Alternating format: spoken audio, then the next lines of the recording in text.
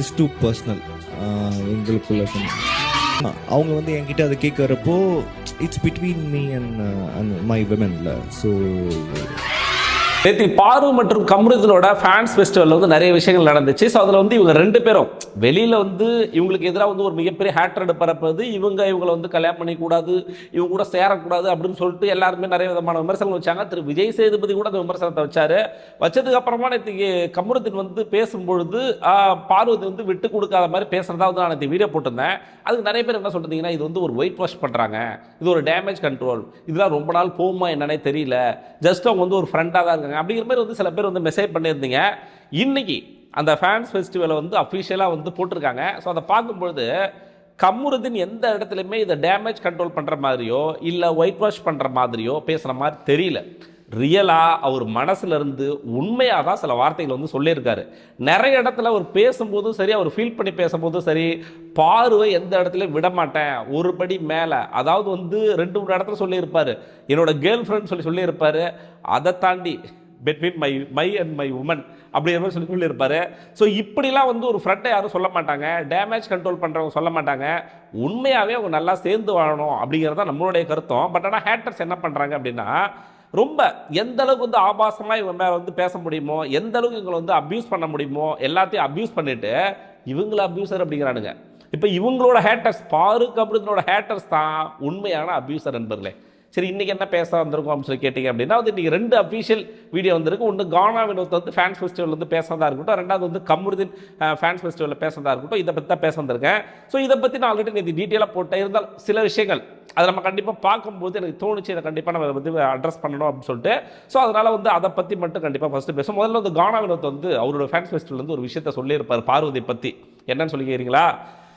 என்னதான் வந்து இப்போது கானா வினோத் வந்து இப்போ சோஷியல் மீடியாவில் ஹேட்டர்ஸ் என்ன பண்ணுறாங்க அப்படின்னா, அதாவதுங்க உண்மையாகவே இங்கே ஃபேன் பேஸ் இருக்குது யாருன்னு சொல்லி பார்த்தீங்க அப்படின்னா, வந்து ஒன்று வினோத், இன்னும் பார்வதி, இன்னொன்று கம்ருதீன். இவங்க 3 பேருக்கு தான் ஆர்கானிக்காக வெளியில் வந்து ஃபேன்ஸ் இருக்கிறாங்க. இதை தாண்டி ஒரு கேங் வந்து சுற்றிக்கிட்டு இருக்கு. அதாவது வந்து இவங்க 3 பேர் வந்து ஃபேன்ஸ் ஃபெஸ்டிவல் நடத்தி ஒரு மாதிரி வந்து ரொம்ப ட்ரெண்டிங்கில் இருக்காங்க. இவங்க 3 பேரும் யார், வினோத், பாரு, கம்ருதீன், 3 பேர் வந்து ஒரு ட்ரெண்டிங்கில் இருக்காங்க. இதை பொறுத்து கொள்ள முடியாமல் அந்த சைடு கோயிலுக்கு போய் ஃபோட்டோ போடுறது என்ன, அதுக்கப்புறம் வந்து நம்ம ஆனியன் ஸ்டார் இருக்காரு சபரி, அவர் வந்து இந்த வடிவேல் காமெடியில் வந்து உட்காந்து அழுதுட்டு இருப்பார்ல, அதாங்க உள்ளே அழுதார்ல, அந்த விஷயத்தை ரீக்ரியேட் பண்ணுறாங்க. விக்கல் விக்ரம் கூட சேர்த்து ரீக்ரியேஷன் பண்ணுறாங்க. சரி, இது பார்க்குறதுக்கு உண்மையுமே அங்கே உள்ளே பார்க்கும்போது சிரிப்பாக இருந்துச்சு. அவங்க சீரியஸாக பண்ண விஷயம் சிரிப்பாக இருந்துச்சு. சரி, வெளியில் இதை ரீக்ரியேஷன் பண்ணி இவங்க வந்து டைவர்ட் பண்ணுறாங்களாம், இவங்க சைடு வந்து ட்ரெண்டாக பார்க்குறாங்களாம். ஒரு மண்ணு வரல. நான் ஸ்க்ரோல் பண்ணும்போது யதார்த்தமாக அந்த வீடியோ பார்த்தேன். அது அவ்வளோ கேவலமாக இருக்குது. இப்போது மக்கள் யார் பக்கம் நிற்கிறாங்க? 3 பேர் பக்கம். ஒன்று வினோத், கம்ருதீன், பார்வதி. என்னதான் வினோத் ஃபேன்ஸை வந்து சோஷியல் மீடியாவில் ட்ரிகர் பண்ணி விட்டுக்கிட்டு இருக்கானுங்க இந்த ஹேட்டர்ஸ். என்ன பண்ணுறாங்க அப்படின்னா, ஓப்பனாக சொல்லணும்னா வச்சுக்கலாங்க, இவங்க 3 பேருக்கு தான் 75 to 80% ஃபேன்ஸ் வந்து இவங்க 3 பேருக்கு தான் இருக்கிறாங்க. மீதி இருக்கிற 20% ஃபேன்ஸ் தான் அதர் கண்டஸ்டன்ட், அதாவது அன்பு கேங்னு சொல்லலாம், இல்லை அந்த ஒரு வன்மை கேங் இருக்குது பார்த்தீங்களா, அவங்களுக்கு இருக்குது. ஸோ அதனால் இப்போ கானா வினோத்தை இந்த கேங்லேருந்து பிரித்து கானா வினோத் ஃபேன்ஸை வந்து பாருக்கு எதிராகவோ கம்ருதீன் எதிராகவோ பேச வைக்கணும் அப்படிங்கிறது தான் இவங்களோட அஜெண்டா. ஸோ அதனால் கானா வினோத் வந்து அவரோட ஃபேன்ஸ் ஃபெஸ்டிவலில் பேசின விஷயத்தை எடுத்து ஒன்றும் இல்லை, இப்போ கம்ருதீன் நீங்கள் என்ன அட்வைஸ் பண்ண சொல்ல விரும்புறீங்க அப்படின்னு சொல்லி கேட்கும்பொழுது, நம்ம வந்து சொல்கிற பேச்சு கேட்கணும், யாரையும் நம்பக்கூடாது அப்படின்னு சொல்ல உடனே இவரு தான் எப்படி இதை போராடுங்கன்னா, இவர் வந்து உள்ள சில விஷயங்கள் பேசினார்லங்க, அந்த விஷயத்தை மேற்கோள் காட்டி பாரு வந்து வேண்டாம்னு சொல்லி நம்ம கானா வினோத் சொன்னதாகவும், கம்ருதீன் வந்து அதை கேட்காத மாதிரியும் அதுக்காக தான் அப்படி சொல்கிறாரு அப்படிங்கிற மாதிரி போட்டுக்கிட்டு இருக்கானுங்க. ஆக்சுவலாக கானா வினோத் வந்து நிறைய இடங்களில் 95% வந்து அறிவுரை வந்து கோவத்தை கண்ட்ரோல் பண்ணு, ரொம்ப இதுவாக நடந்துக்கோ, வார்த்தைகளை விடாத, இப்படின்னு சொல்லிட்டு சில அட்வைஸ் பண்ணியிருப்பார். பார்வதியும் ஒரே ஒரு இடத்துல, அதுவும் அந்த கார் டாஸ்கில் மட்டும்தான் வேணாண்டா அப்படின்னு சொல்லியிருப்பார். அது கோவத்தோட வெளிப்பாடு. அதுக்கப்புறமா அது வெளியில் வந்து கானா வினோத் வந்து பாருகிட்ட வந்து மன்னிப்பு கேட்டதாகவும், அதனால வந்து இப்போ அவங்க 2 ஒரு பாண்டிங்கில் இருக்கிறதாகவும் வந்து வந்துருச்சு. ஓகேவா? ஸோ இவங்க 3 பேர் ஃபேன்ஸில் வந்து ஒரு ட்விஸ்ட் பண்ணி சண்டை மூட்டி விடணும் அப்படிங்கிறது தான் இவங்களோட அஜெண்டா. ஏன்னா இந்த ஃபேன் பேஸ் வந்து இவங்களால் அடிக்க முடியாது. பாரு, கம்ருதீன், வினோத், இவங்க ஃபேன் பேஸை இவங்களால் அட்டாக் பண்ண முடியாது. சோஷியல் மீடியா ஃபுல்லாக ஆல்மோஸ்ட் இவங்க ஃபேன்ஸ் தான். இப்போ அந்த சைடு இருக்கிற பெய்டு பிஆர் ஃபேன்ஸ் இருக்காங்க பார்த்தீங்களா, ஸோ அவங்களோட வேலை தான் இதில் வந்து ட்விஸ்ட் பண்ணி மூட்டி விடுறது. அதுக்காக தான் சில விஷயங்கள் பண்ணுறாங்க. பட் ஆனால் உண்மையாலுமே வினோத் அண்ணா சிம்பிளாக சொல்லிட்டாரு அந்த ஃபேன்ஸ் ஃபெஸ்டிவலில், 2 பேருமே வந்து கேமுக்காக பண்ணாங்க. அப்படி வந்து இவங்களுக்கு ஒரு விஷயம், இதெல்லாம் நான் நிறைய பேசிட்டேன், இருந்தாலும் சொல்கிறேன். இவங்க பண்ணது தப்பு அப்படின்னா ஏன் பார்வதிக்கு கண்ணில் அடிபட்டுச்சுல்ல, அதுவும் கேம் தானே, அப்போ அது கேம்னா இதுவும் கேம் தானே. இப்போ இந்த இடத்துல யாருக்கு சப்போர்ட் பண்ணுறாரு கானா வினோத்? பாருக்கு தான் சப்போர்ட் பண்ணுறாரு. அதே இடத்துல ஆங்கர் ஒரு கேள்வி கேட்குறாங்க. ஆக்சுவலாக வந்து ஒரு ரேபிட் ஃபயர் மாதிரி வச்சுக்கோங்களேன். ஒரு கண்டஸ்டன்ட் பேரை சொல்லும்போது அவங்கள பற்றி பாசிட்டிவாக சொல்லணும், பாசிட்டிவ்னு சொல்லும்போது பாசிட்டிவாக சொல்லணும், நெகட்டிவ்னு சொல்லும்போது நெகட்டிவாக சொல்லணும். அப்படி பார்க்கும்போது எல்லா கண்டஸ்டன்ட் ஏன் கமருதீனை பற்றி க்ளோஸ் ஃப்ரெண்ட் உயிர் நண்பன் கமருதீனை பற்றி சொல்லும்போது கூட பாசிட்டிவாக சொல்லணும், நெகட்டிவாக சொல்லணும். இப்போ பாசிட்டிவாக சொல்லும்போது நல்ல பையன், நல்லா வந்து முன்னேறுவான், நல்ல திறமை இருக்குன்னு சொல்லும்போது நெகட்டிவ்ங்கும் போது ஏதாவது ஒன்று சொல்லி தானே ஆகணும். சொல்கிற பேச்சு கேட்க மாட்டேன். ஏன்னா நிறைய அறிவுரைகள் வழங்கியிருப்பார். கமருதீனை விட கிட்டத்தட்ட ஒரு 4-5 வயசுன்னு வச்சுக்கோங்களேன் டிஃப்ரெண்ட், மேலே மெச்சூரான ஒரு ஆள். அப்படி இருக்கும்போது ஒரு எல்டராக வந்து சில அறிவுரை வழங்கியிருப்பார். அதை சொன்னதுக்கு இவனுக்கு அப்படியே திருச்சி விட்டானுங்க. இப்போ அதே இடத்துல தான் கானா வினோத் வந்து பார்வதி இல்லைன்னா அந்த கேமே இல்லை அப்படின்னு சொல்றாரு. இதுக்கு என்னடா சொல்ல வரீங்க? இப்போ இப்படி சொன்னதா வந்து உருட்டுறீங்க, பார்வதிக்கு எதிராக வந்து சொல்லிட்டாங்க அப்படின்னு சொல்லி உருட்டுறீங்க. பட் உண்மையாவே பாரு இல்லைன்னா பிக் பாஸ் சீசன் 9 இல்லை, அவள் தான் கேமே ரன் பண்ணிக்கிட்டு இருந்தா, அவள் தான் ஷோவே ரன் பண்ணிக்கிட்டு இருந்தா, அவள் தான் வந்து டிஆர்பி கொடுத்துக்கிட்டு இருந்தா. எல்லா இடத்துலையுமே ஒரு கயாஸ் ஏற்பட்டு ஷோவை பார்க்கறதுக்கு ரன் பண்ணுறதுக்கு அவள் தான் உறுதுணையாக இருந்தான்னு சொல்லிட்டு கானா வினோத் அவர்கள் வந்து சொல்லியிருக்காரு. இப்போ இதுக்கு என்ன சொல்கிறீங்க? பாசிட்டிவ்ங்கிறது எல்லாருக்குமே சொல்கிறது, நெகட்டிவ்ங்கிறது எல்லாருக்குமே சொல்கிறது. ஆக மொத்தம் நீங்கள் என்ன ட்விஸ்ட் பண்ணாலும் சரி, இவங்க 3 பேர் ஃபேன்ஸ் தான் still rule the Bigg Boss season 9. அதில் ஆல்ரெடி சொன்ன மாதிரி வந்து இந்த விஷயங்கள் சொல்லியிருப்பாரு, கமருதீனை பற்றி நிறைய விஷயங்கள் வந்து பேசியிருப்பாரு. ஸோ இதெல்லாம் வந்து வினோத்தோட ஃபேன்ஸ் ஃபெஸ்டிவல் நடந்துச்சு. நான் அதை பற்றி ஆல்ரெடி நான் வந்து டீட்டெயிலாக பேசிட்டேன். அதில் வந்து பேசுறதுக்கு ஒன்றுமே இல்லை. திரும்பி சொல்கிறேன், கானா வினோத் வந்து பார்வதிக்கிட்ட உள்ளே நடந்த விஷயம் வந்து தப்பு தான் அப்படிங்கிறத வந்து நான் எப்பயுமே சொல்லிக்கிட்டு இருக்கேன். அதுக்கு வெளியில் வந்து வினோத் அவர்கள் வந்து பார்வதிக்கிட்ட மன்னிப்பு கேட்டார். அது நமக்கு வந்து தெரியாது. பட் ஆனால் பார்வதி வந்து அதை சொல்லியிருக்காங்க. ரெண்டாவது வந்து அவருக்கு வந்து அட்வைஸ் பண்ண முடியுமா அப்படின்னு சொல்லிட்டு கேட்கும்போது, கமருதீனுக்கு அட்வைஸ் பண்ண முடியுமா அப்படின்னு சொல்லிட்டு ஒரு ஆங்கர் கேட்கும்போது அதுக்கு வினோத் என்ன சொல்லுவார்னா, அது அவங்களோட பர்சனல். ஃபேன்ஸ் வந்து சில பேர் சொல்லுவாடுங்க, அதுக்கு வந்து என்ன சொல்கிறாருன்னா அது அவங்களோட பர்சனல், அவங்களோட தனிப்பட்ட வாழ்க்கை அப்படின்னு சொல்லியிருக்காங்க. இப்போ இவ்வளோ பேசுகிறவர், இவ்வளோ க்ளோஸ் ஃப்ரெண்டாக இருக்கிறவர் வந்ததுலேருந்து 2 பேர் பேசிக்கிறாங்க, வினோத்தும் கமருதீனும் பேசியா. இதே இடத்துல வந்து கமருதீன்கிட்ட வந்து ஃபோன் பண்ணி நீ பேசக்கூடாது வரக்கூடாது அப்படின்னு சொல்லலாம்ல. எல்லாம் அவங்களுக்குள்ள ஒரு அண்டர்ஸ்டாண்டிங்கில் தான் இருக்கிறாங்க. ஃபேன்ஸ் தயவு செஞ்சு அடிச்சுக்காதீங்க. ஃபேன்ஸ் இது எப்படி மூட்டி விட பார்க்குறாங்க 2 கேங்க. இவங்க 3 பேருக்குள்ள ட்விஸ்ட்டை ஏற்படுத்தி ஒரு பிரச்சனையை மூட்டி விடணும் அப்படிங்கிற மாதிரி தான் எதிர்பார்க்குறாங்க. ஸோ ரெண்டாவது கமருதீனோட ஃபேன்ஸ் மீட்டில் நடந்த சம்பவங்கள். ஸோ அதில் வந்து நேற்றுக்கு நான் பேசும்போது கூட இதெல்லாம் நடந்திருக்கலாம், இப்படிலாம் பேசியிருப்பாரு, என்னோட கேர்ள் ஃப்ரெண்டுன்னு அவர் சொன்னாரா, சீரியஸாக அதெல்லாம் சொல்லியிருப்பாரா அப்படின்னு சொல்லிட்டு நானே நம்பலைங்க. உண்மையிலுமே ஃபேன்ஸ் ஃபெஸ்டிவலில் என்னோட கேர்ள் ஃப்ரெண்ட் ஒரு பக்கம், என்னோட உயிர் நண்பன் ஒரு பக்கம், 2 பேருமே எனக்கு லாயலாக இருந்தாங்க. அதனால 2 பேருமே எனக்கு வந்து ரொம்ப ரொம்ப முக்கியம். இப்போ எங்கே போய் இந்த ஹேட்டர்ஸ் வந்து கதறி சாவ போகிறாடுங்க, தூக்கு மாட்டிக்க போகிறாடுங்க அப்படிங்கிறது எனக்கு தெரியல. அது கண்டிப்பாக நடக்கும். ஏன்னா அந்த அளவுக்கு வந்து ஒரு தரமான சம்பவம் தான். ஏன்னா இவங்களுக்குள்ள ட்விஸ்ட் பண்ணி விட்டு பிரச்சனை பண்ணி விட்டு எப்படியாச்சும் போகணும் அப்படின்னு சொல்லிட்டு தான் பிளான் பண்ணாங்க. அது நடக்காது அப்படிங்கிறது வந்து தெரிஞ்சிருச்சு.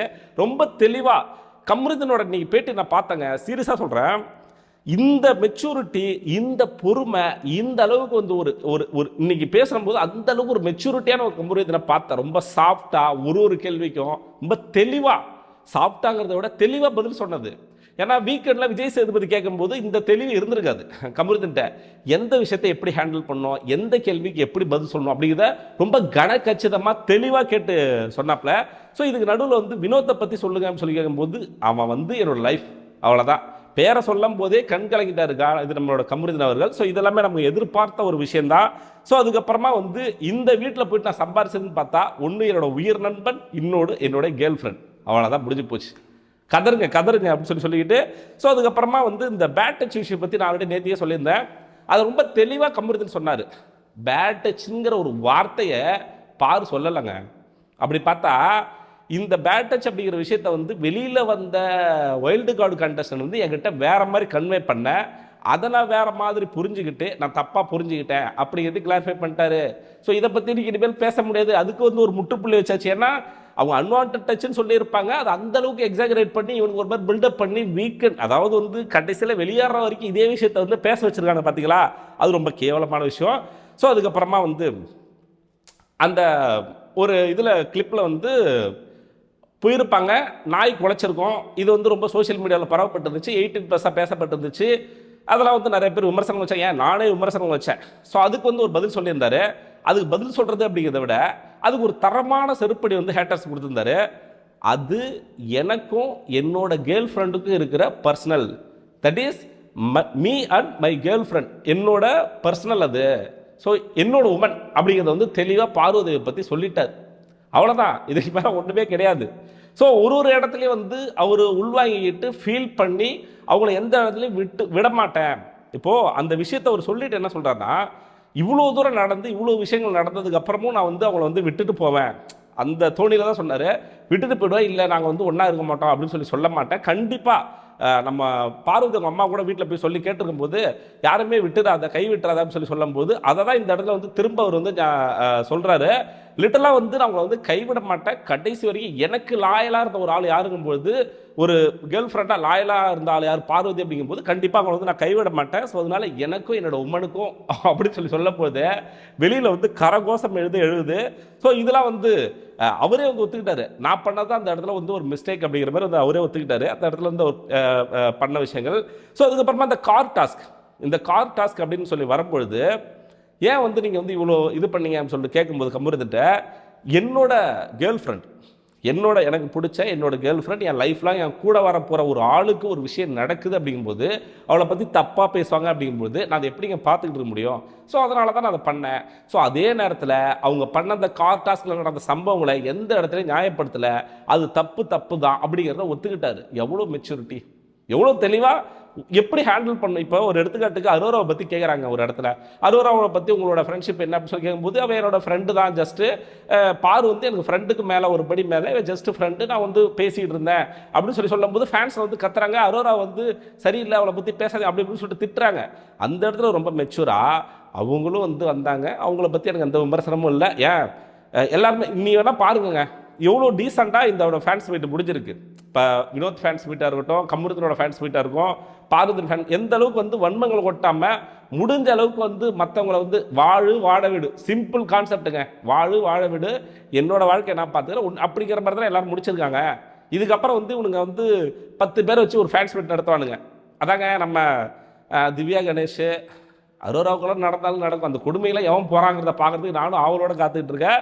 இன்னும் சில பேருக்கு சபரி, விக்கல் சுக்கிரம்ம, நம்ம நடிப்பறைக்கு பேப்பர் ரவுட், இவங்க இந்த ஃபேன்ஸ் மீட்டில் வந்து வன்மத்தை கொட்டுறானுங்களா இல்லைன்னு மட்டும் பாருங்க. இப்போ யார் உண்மையான வன்மவாதி அப்படிங்கிறது வந்து அவங்க பேசும்போது, அவங்க வன்மத்தை கொட்டும் போது நான் இன்னொரு வீடியோ போடுவேன், அதை பார்த்து நீங்களே வந்து அண்டர்ஸ்டாண்ட் பண்ணிக்கலாம். ஸோ யார் உண்மையான வன்மவாதி அப்படிங்கிறது. ஸோ இதுதான் கமருதன்ட்ட வந்து இந்த இன்டர்வியூ நம்ம மொத்தமாக பார்க்கும்பொழுது ஒரு மெச்சூரிட்டி, ஒரு நல்ல ஒரு இதுதான், இப்படி தான் இருந்தால் தான் லைஃப்பில் அடுத்த கட்டத்துக்கு போக முடியும். அவர் ஆசைப்படுற மாதிரி ஒரு ஹீரோவாகவோ அடுத்த லெவலில் வர முடியும். ஸோ அதுக்கப்புறமா இந்த சைடு இங்கே போயிட்டுருக்கு. நேற்று ஃபேன்ஸ் ஃபெஸ்டிவலு விஜய் பார்வதி வந்து ரோட்டில் இறங்கி வேறு லெவலில் வந்து ஒரு குத்தாட்டம், திரும்ப வந்து ஃபேன்ஸ் மீட்டு வேறு லெவலில் சம்பவம் பண்ணிகிட்டு இருக்காங்க. ஆக மொத்தம் கடந்த 2 நாட்களாக இந்த வீக்கெண்ட் அப்படிங்கிறது வந்து பாரு, கம்ரு, வினோத் இவங்களோட ஹேட்டர்ஸ் இருக்காங்க பார்த்தீங்களா, அவங்களோட வயிறில் வந்து எரிச்சலாக இருந்திருக்கும். ஸோ அதுக்கு வந்து அவங்க கண்டிப்பாக வந்து ஜெலுசில் வாங்கி குடிக்கணும்னு சொல்கிறேன். ஏன்னா வந்து 2 நாளாக தரமான சம்பவங்கள் போயிட்டு இருக்கு. சோசியல் மீடியாவில் இவங்க 3 பேர் தான் ஆல்மோஸ்ட் வந்து ட்ரெண்டிங்கில் இருக்கிறாங்க. ஸோ ஹேட்டர்ஸு வயிறு எரிஞ்சு செத்துறாதீங்கடா, இன்னும் பாருங்க, இன்னும் நிறைய சம்பவங்கள் இருக்குது. அவங்க 2 பேரும் வந்து ஒன்றா வாழ்கிறத பார்த்து நீங்கள் எரிச்சல் அடையணும். அதெல்லாம் ஒன்றும் ஆகாது. நீ எந்த அளவுக்கு வயிறு எரிஞ்சாலும் சரி, அவங்க நல்லா தான் இருப்பாங்க. நல்ல மனசுள்ளவர்கள், ரா அண்ட் ரியலாக இருந்தவங்க, உண்மையாகவே அவங்க யார் அப்படிங்கிறது அவங்க காமிச்ச ஒரு 3 பேர் யாருன்னு சொல்லி கேட்டிங்கன்னா அவங்க 3 பேர் மட்டும்தான். என்னோட பிக் பாஸ் சீசன் 9 பொறுத்த வரைக்கும் வினோத், பாரு, கமருதன் இவங்க 3 பேர் தான் வந்து ரா அண்ட் ரியலாக இருந்தாங்க. வாட் எவர் யார் என்ன விமர்சனம் வச்சாலும் எந்த இடத்துல நடிக்காமல் நான் இப்படி தான், நான் இதுதான் அப்படிங்கிறத வந்து காமிச்சிக்கிட்டு முடிஞ்ச அளவுக்கு உண்மையாக இருந்தவங்க. அந்த வீட்டில் இருந்த பல நடிகர்களுக்கு நடுவில் உண்மையாக இருந்தவங்களுக்கு தான் நான் சப்போர்ட் பண்ணுவேன் அப்படின்னு சொல்லிக்கிட்டு இதுதான் நீங்கள் நடந்த சம்பவங்கள். ஸோ ஏதாவது விட்டுருந்தேன் அப்படின்னா நாளைக்கு வீடியோவில் வந்து பேசுகிறேன். நாளைக்கு நான் நிறைய சம்பவங்கள் இருக்குது, நிறைய காமெடிகள் இருக்குங்க. முக்கியமாக அதாங்க ஃபேன்ஸ் மீட் வைக்கிறானுங்களாம். அவனுக்கு ஃபேன்ஸே இல்லை, இருந்தாலும் அவங்க வந்து ஃபேன்ஸ் மீட் வைக்கிறாங்க அப்படிங்கிற சொல்கிறாங்க. பொறுத்து பார்ப்போம் என்ன நடக்குது அப்படிங்கிறத பற்றி. ஸோ அதை பற்றி அடுத்தடுத்த அப்டேட்டோட அடுத்தடுத்த வீடியோக்கள் நான் சந்திக்கிறேன். இன்னைக்கு இந்த விஷயத்தை பற்றி உங்களோட கருத்து என்ன அப்படிங்கிறது வந்து கமெண்ட் பாக்ஸில் போட்டு விடுங்க. சேனலை புதுசாக பார்க்குறாங்க சப்ஸ்கிரைப் பண்ண மறந்துடாதீங்க, வீடியோக்கு லைக் பண்ண மறந்துடாதீங்க, ஹைப் பண்ண மறந்துடாதீங்க. அடுத்த வீடியோவில் உங்களை சந்திக்கிறேன். அதுவரை உங்களிடம் விடைபெறுவது நான் ஏவி.